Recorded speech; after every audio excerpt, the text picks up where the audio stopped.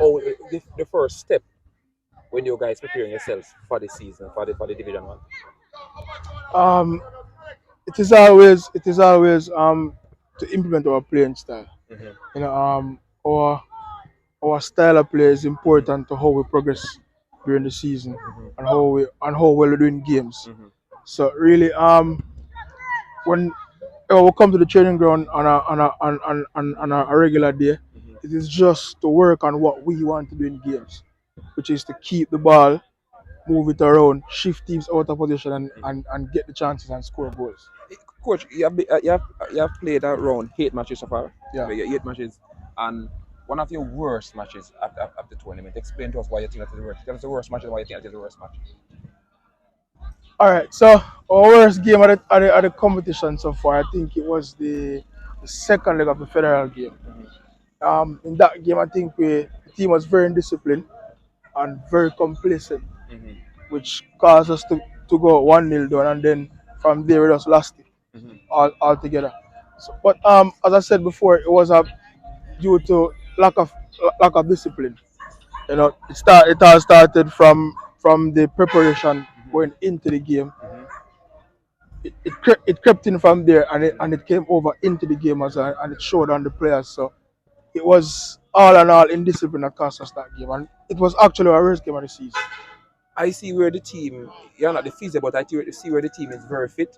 The game against Windsor in Spanish Town, you guys were down one One nil. 1-0 and then 2-1 and then in the later stage of the game, you guys were pressing out for that elusive equalizer. It did happen, but last week in Spanish Town, you guys showed tenacity. The team play quality football. What's the difference between those two games?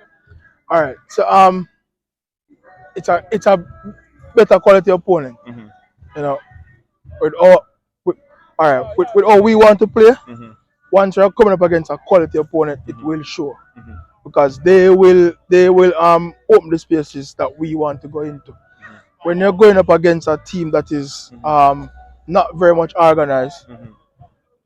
you will find it harder because they will close those spaces. Mm-hmm. You know, so that was a difference. But 11 months of preparation Mm-hmm. coming into the season, so the players will be fit.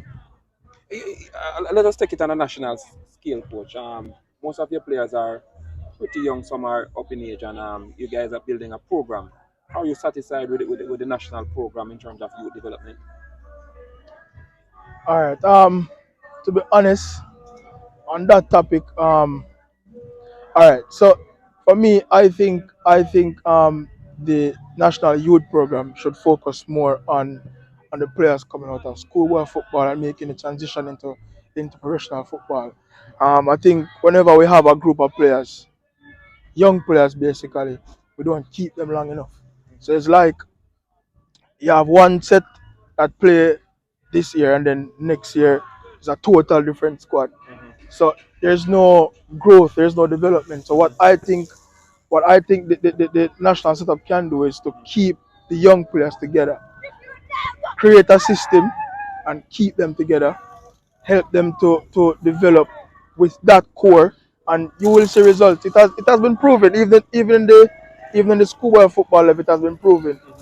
Cornwall College won a Lancaster Cup 2016, and that 2016 team was all those players won under 14 together and under 16 together. So it showed that once you keep a core of players together and develop them together, you can get the proper results. On my perspective, the national setup can do that to keep young players together and help them to develop, and they will definitely see the growth. All right, St. Catherine FA. While they are playing Division One, they are playing Major League. Um, the proper players coming in from St. Catherine. You as a coach, you're looking to have under 20 competence, for the under 20 commission.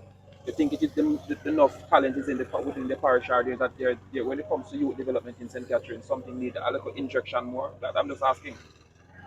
There's wealth of talent in St. Catherine. I watch a lot of teams in St. Catherine. I watch a lot of players in and around St. Catherine, and there are a lot of talents here. A lot of talents. The Basabak team has some very good talents. Mm-hmm. Um, Black Lion, Mm-hmm. St. Catherine Police. Mm-hmm. Those teams are teams with vast amount of talent, Mm-hmm. Royal Lakes as well, Mm-hmm. Cedar Grove. Mm-hmm. And even in the division one here, we have teams like Albion, Mm-hmm. Beacon Hill, very talented team as well. Um, so I think St. Catherine has a lot of talent that can get themselves into the national program, Mm-hmm. but it takes hard work and dedication from the player as well. So the player themselves has to believe in themselves, work hard, commit themselves to whatever they're doing, follow instructions given, and they can make that step. Coach, finally, you have a semi-final coming up this Friday. How confident are you? We are confident, but we don't want to get overconfident. We don't want to get complacent. As I said before, we have a good team, and we are coming up against a Gulf West team who we think can help themselves. But we can't be complacent. We have to work hard, work hard, work hard, work hard, work hard, day in, day out, night in, night out. Continue to put in the work because at the end of the day, the hard work will pay off in the games, and it has shown. It has shown. We have played 12 games, and we have lost 4 games, and it showed that even in those 4 games that we lost, it was lack of discipline, lack of hard work, why we lost those games. So once we work hard, want to stay disciplined, stay focused, the sky's the limit for us. All the best, coach. Nice talking to you.